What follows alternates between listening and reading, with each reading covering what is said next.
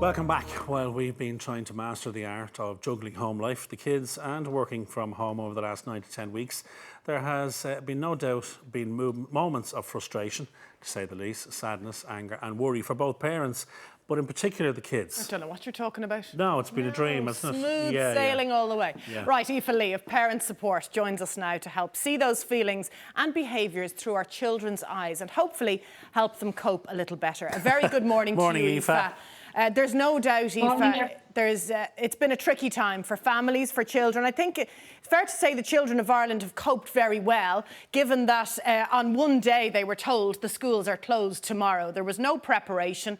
There was no kind of getting our heads around this. And for them, they're so used to some level of structure and punctuation points in their day, and suddenly there was nothing. Are they coping well? I think it depends and varies on how many children are in the family, the different ages and stages they're at. And it was a question I was asked during the week, is everyone dealing with this the same way? And dynamics in families are different because some parents are working, like both parents are working.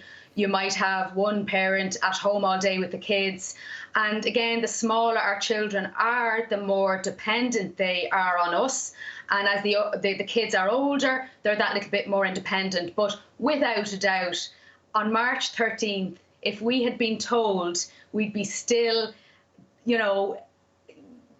playing a blinder at this point, we wouldn't have believed them. So I think there's a lot to be said, like you said in the intro there, how much we've had to adapt and, really accustom ourselves to a brand new way of living. And it's without a doubt, the kids have been affected, no matter what age they have, as have we. So there's a lot to be said for that. You talk about validating feelings, and you mentioned, especially now, like we're all allowed to have an off day, and I even noticed it myself with one of the kids during the week.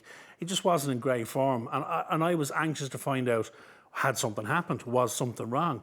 But I sort of said to myself, no, do you know what? It's just having a bad day, and you have to validate those feelings. Is that what you're talking about?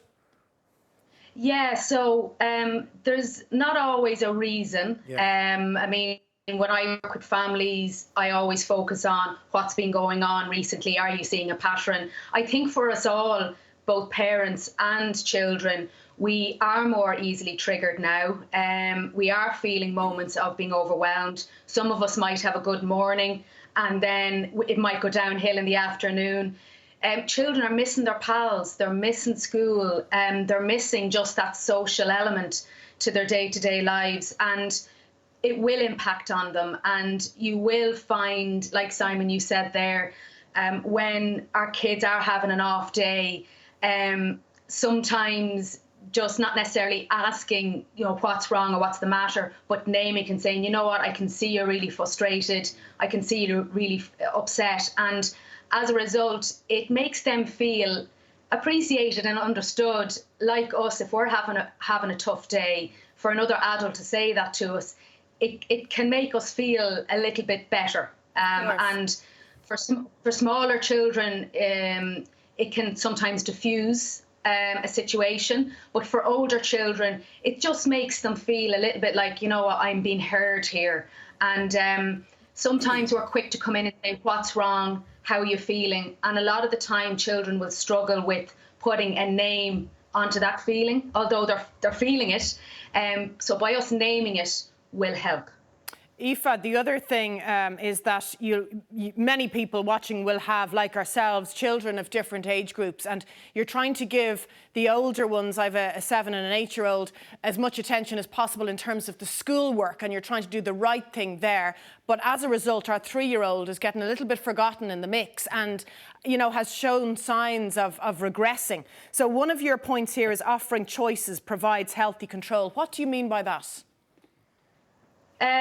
Well, kind of from day one of all of this, a lot of control and choice has been taken from us in, to make everything move forward and move on. And we've been restricted to a point where we haven't been able to do a whole lot, as we all know. So often when we allow our children make decisions or take an option of a choice in their simple day-to-day. So, for example, maybe it is chatting to them about screen time during the day and when they can have it. It could be if there are a little bit more treats during the week because they're trying to kind of compensate, how restricted they are, offering, you can have your treats. You can have a treat at lunchtime or after dinner. It might be that they can stay up later at bedtime, so maybe giving them a choice of 2 different bedtimes. I mean, it depends on the ages of the kids, but getting them involved in the conversation, particularly our older children, helps them. They're more willing to cooperate and work with us. I do understand, I have a toddler myself, and yes, his needs are more than the older two, but in some respects, this whole situation has had the least amount of effect on our toddlers because they've mommy and daddy at home. They might have their older siblings. But yes, it does mean that because they don't have that understanding, they might get more easily frustrated. So, Anna, you said there you're seeing a little regression.